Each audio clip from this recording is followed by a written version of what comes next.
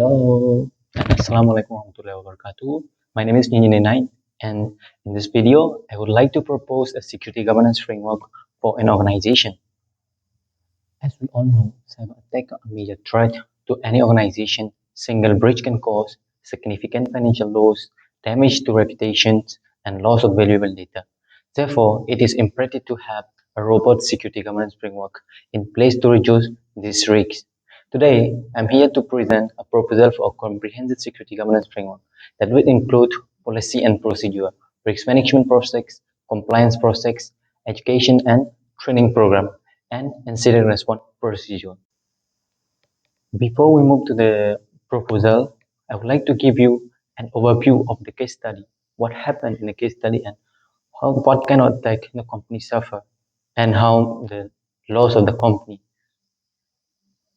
Based on the given case study, the company was suffer from an attack on a company global network by a botnet, which led to a loss of financial operation, worldwide manufacturing and logistic control, and customer and financial data. Despite the company preparation for distributed denial of service attack, the RFP did not include provision for a second internal attack. As a result, the company experienced a significant loss of data and damage to its reputation.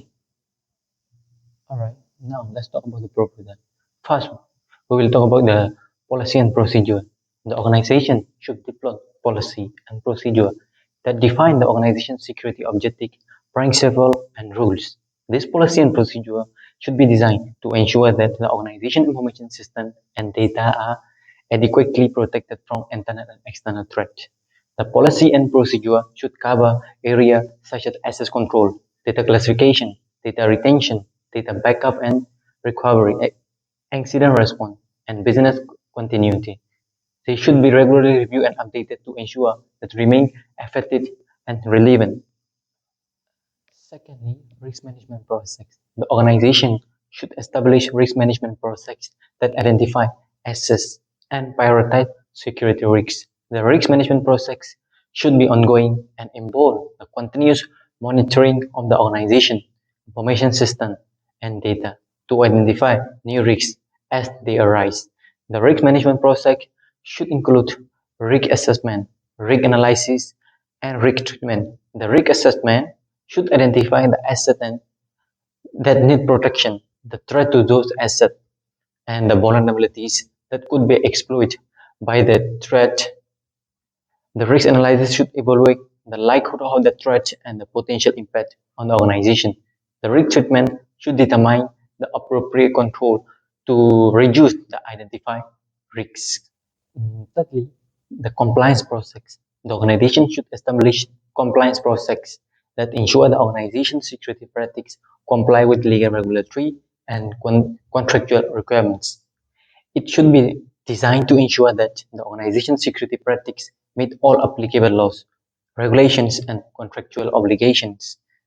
And it should include regular audits and assessment to determine the organization compliance with applicable laws, regulations, and contractual obligations.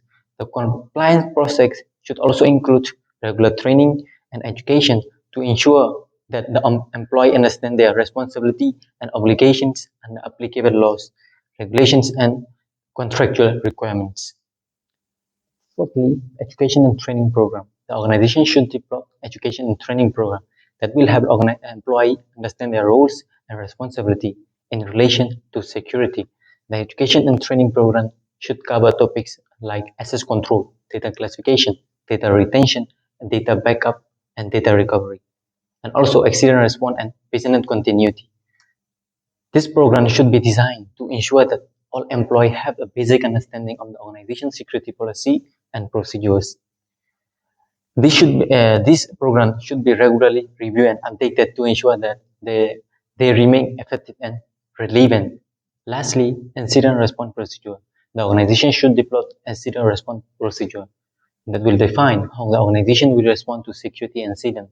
The incident response procedure should be designed to ensure that the organization is able to respond quickly and effectively to security incident to minimize the impact on organization operation and reputation.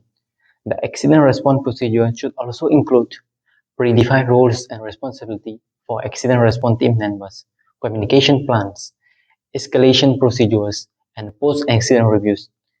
This should be regularly reviewed and tested to ensure that they remain effective and relevant. So overall, a robust security governance framework is essential for any organization to protect its information system and data from internal and external attack or threats. The framework should include policy and procedures, risk management process, compliance process, education and training programs, and incident response procedure. And it should be regularly reviewed and updated to ensure that it remains effective and relevant. That's all for this video. Thank you for your attention, and I look forward to any question or feedback you may have.